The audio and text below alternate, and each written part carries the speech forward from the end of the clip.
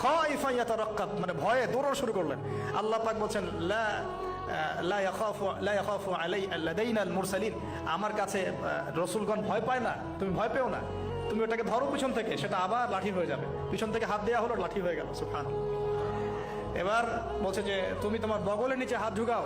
মুসা আলাইহিস সালাম বগলে হাত ঢুকালেন, বের করলেন, হাত থেকে টর্চ লাইটের মতো আলো বের হওয়া শুরু। এটা দ্বিতীয় নিদর্শন। কেন দেয়া হলো নিদর্শন? এবার আল্লাহ পাক তার দায়িত্ব তাকে বলছেন, তোমাকে নিদর্শনগুলো কেন দিলাম, তোমাকে মনোনীত কেন করলাম, কেন তোমাকে মনোনীত করলাম মুসা, তোমার কাজটা কি? তোমার কাজ এখন এটা, ইযহাব ইলা ফিরআউনা ইন্নাহু তাগা, তুমি ফিরআউনের কাছে যাও। ফিরআউন সীমা লঙ্ঘন করেছে, মনে আছে ফিরআউনের কথা? সীমা লঙ্ঘন করেছে।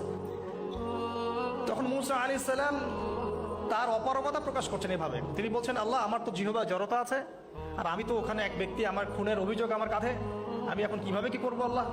তখন আল্লাহ রাব্বুল আলামিন বলছেন এই দোয়াটা করো। কোন দোয়া? মুসা আলাইহিস সালাম বললেন, রব্বি ইশরাহ লি সাদরি, হে আল্লাহ আমার বক্ষ প্রশস্ত করো, ওয়াসির লি আমরি।